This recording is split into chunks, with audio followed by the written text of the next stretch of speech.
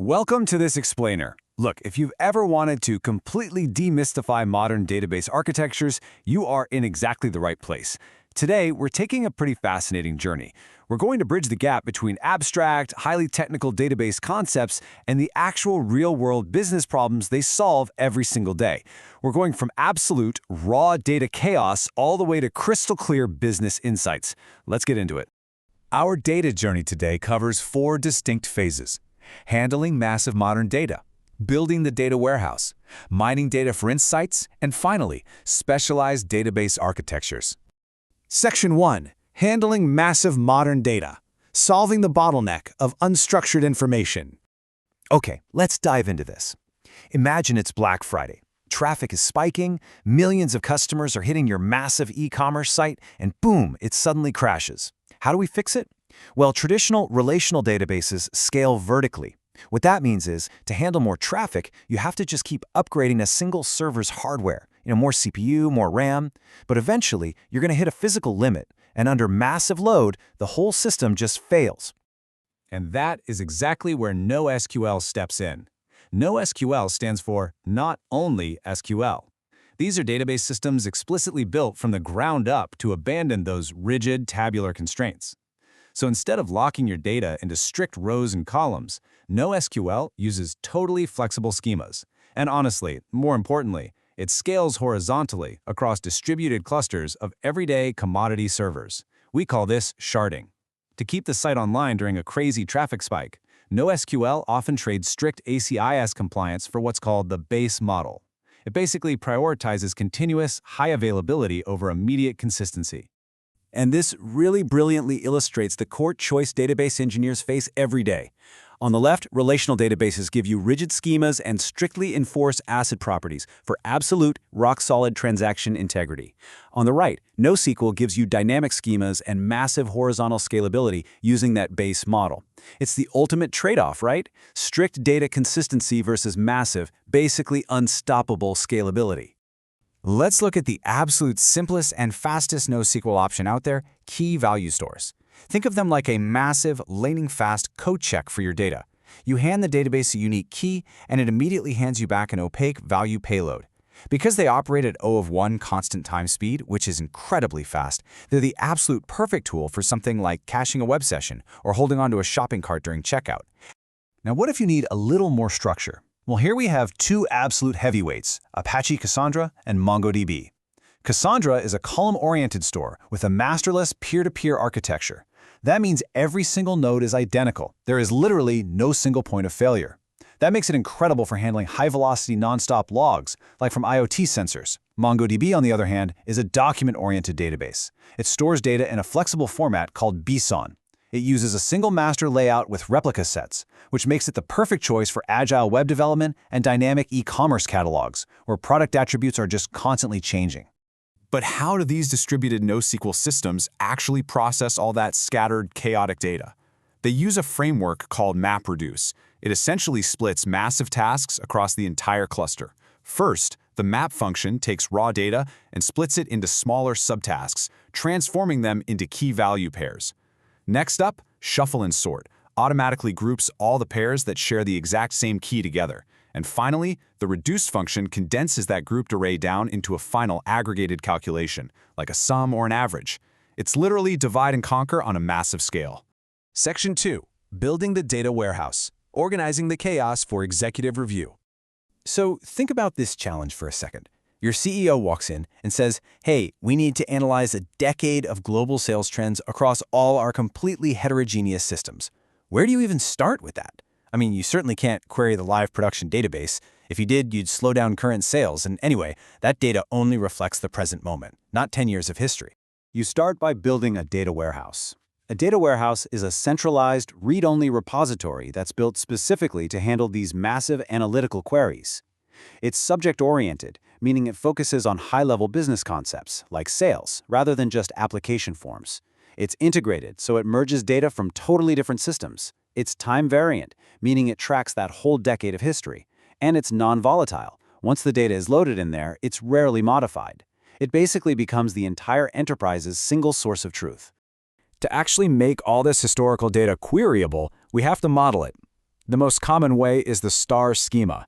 Imagine a central fact table full of numerical metrics, completely surrounded by denormalized dimension tables. It's super fast to read, but it definitely eats up more storage space. Alternatively, we have the snowflake schema, where those dimensions are strictly normalized down into secondary subtables. Think of a snowflake schema like a highly organized corporate library. It saves physical space by stripping out redundancies, but it's a bit slower to navigate because you have to jump through a bunch of complex query joins to finally get your answer. Now, what's really interesting about this is how we actually analyze that model data. We use OLAP, Online Analytical Processing Engines. You've got MOLAP, which pre-calculates data into incredibly fast proprietary cubes, but it can really only hold summary data. Then you have ROLAP, which uses standard relational tables to hold deep, detailed transaction logs. But it's slower because it calculates queries dynamically on the fly. And then there's HOLAP. It's a hybrid. It stores the fast summaries in cubes, but still lets you drill all the way down into the relational tables for those raw details when you need them. Section 3. Mining data for insights, extracting hidden value and predicting the future. Here is a seriously high-stakes scenario for you. How exactly does a bank detect credit card fraud in milliseconds, literally before the transaction even clears? Human analysts obviously can't review millions of swipes a second. To pull this off, you need automated data mining.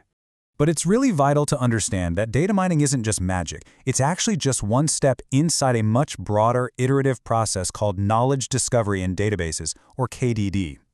First off, you have to clean and integrate all that noisy data. Then you select and transform the relevant attributes. Only then do you actually mine the data with your algorithms and evaluate the patterns to make sure they aren't just weird, accidental statistical correlations. Finally, you present those fully validated insights to the executives. When we do get to that actual mining step, the algorithms generally fall into two paradigms. Predictive algorithms use historical training data to try and forecast the future, like classification, sorting a loan application as approved or rejected, or regression, predicting continuous numbers like real estate values. Descriptive algorithms, on the other hand, are all about discovering hidden structures in current data without any predefined labels at all. This includes clustering to segment your customers naturally, or association rules to find items that are just frequently bought together. And the return on investment for these algorithms? It's absolutely massive across pretty much every industry. In banking, classification models create a baseline of a cardholder's spending habits so they can instantly flag fraudulent anomalies. Over in healthcare, predictive random forests are crunching electronic health records to diagnose early disease risks. In retail, descriptive association rules perform market basket analysis. They might discover, for instance, that customers buying a laptop are highly likely to buy a wireless mouse too, which paves the way for perfectly targeted cross-selling.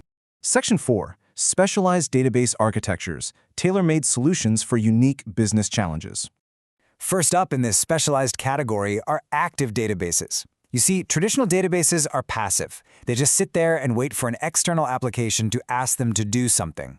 An active database, however, constantly monitors its own internal state.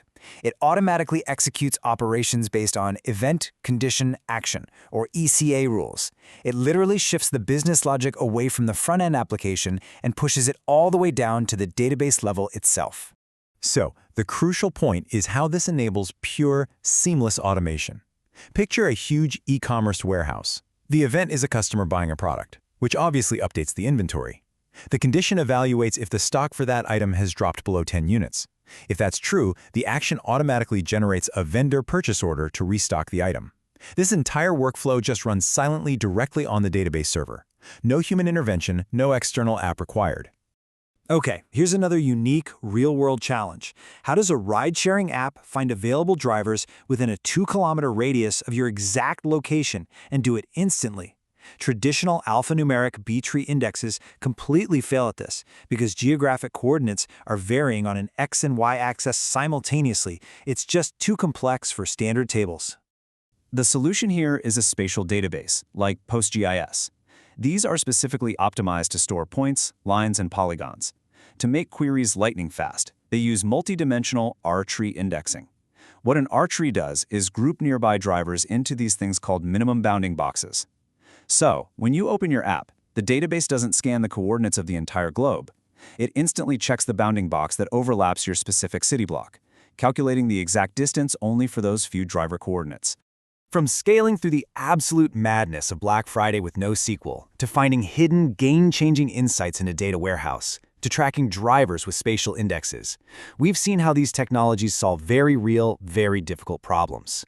As data generation just continues to explode across mobile devices and IoT sensors everywhere, the tools are out there waiting.